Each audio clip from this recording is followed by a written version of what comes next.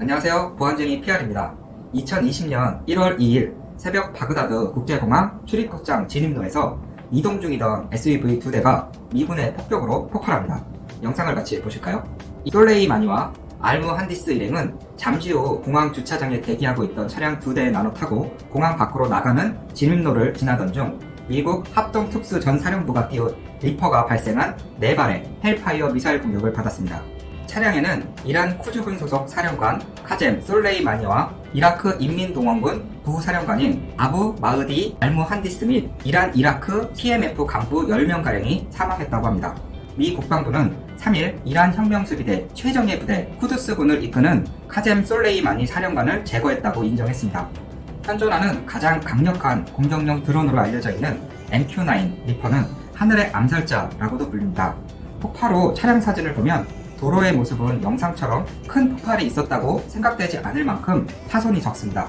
차량만 형체를 알아볼 수 없을 정도이며 주변의 파손이 눈에 띄게 적다는 것을 알 수 있습니다. 이는 무인 드론을 사용하여 폭격보다는 정밀 타겟으로 지정한 목표를 겨냥하는 조준 사격에 가깝습니다. 기존의 폭격보다 더 무서운 미래 전쟁을 알리는 무기로 평가가 되고 있는데요. 저는 이전 킬러 드론 영상편에서 무인 드론의 공격성을 설명드린 적이 있습니다. 그리고 이런 가까운 미래에 강력한 기술이 전쟁의 속도를 빠르게 발전할 수 있음을 언급한 적이 있는데요. MQ-9 리퍼 사양을 한번 같이 보시면 전폭 20m, 중량 2.2톤, 대형 세단 정도의 무게가 하늘을 날아다니는 거죠. 헬파이어 미사일 14발 탑재, 무장 상태로 14시간 이상 비행할 수 있고 고성능 엔진을 탑재로 시속 480km를 비행합니다. 레이더는 적외선 센서 카메라, 레이시온 12호 레이더, 주 야간을 불문하고 목표 탐색 추적이 가능합니다. 또한 최첨단 관측 표적 확보 장치 MSTS를 이용해 표적만 골라 사격할 수 있습니다. 항속 거리는 5,926km, 미국 본토에서 일본까지 작전이 가능합니다.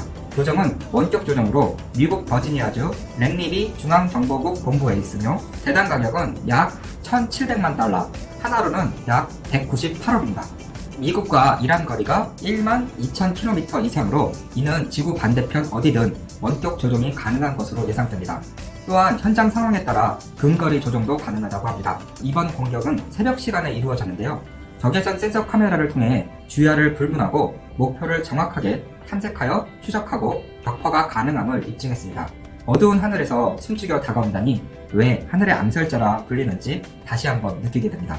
세계 최장의 전략을 보유한 미군은 공격용 드론 무기에도 가장 앞서있고 드론을 실전에서 가장 많이 활용하는 국가도 미국입니다.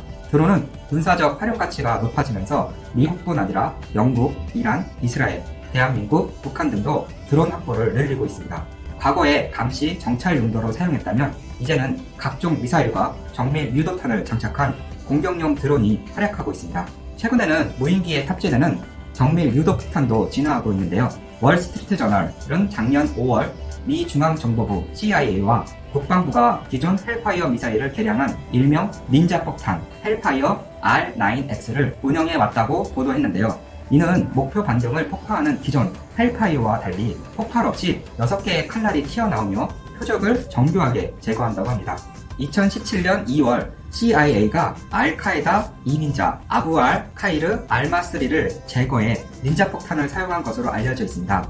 당시 공개된 사진을 보면 알마스리가 탄 차량 외엔 폭파 흔적이 없이 차량 지붕이 길쭉한 구멍에 뚫려 있습니다.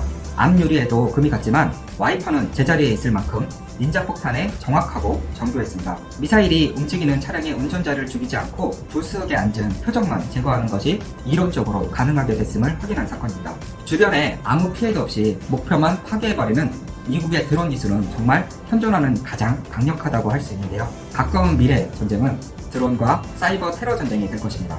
드론 공습이 새로운 전쟁 방식으로 자리매김하고 훨씬 많은 작전에 사용되리라는 것은 예상된 현실입니다. 또한 보안 전문가들은 이번 솔레이마니 제거 작전으로 대규모 사이버 공격도 발생할 것으로 예상하고 있습니다. 이란은 지난 2012년, 2013년 미국의 경제 제재에 맞서 해킹을 통해 뉴욕 증시와 나스닥, 뱅크 오브 아메리카와 같은 주요 은행들의 홈페이지를 마비시켰으며 2015년 라스베가스의 샌즈 카지노의 서버를 공격하면서 호텔과 도박 업무에 차질이 생기기도 했습니다.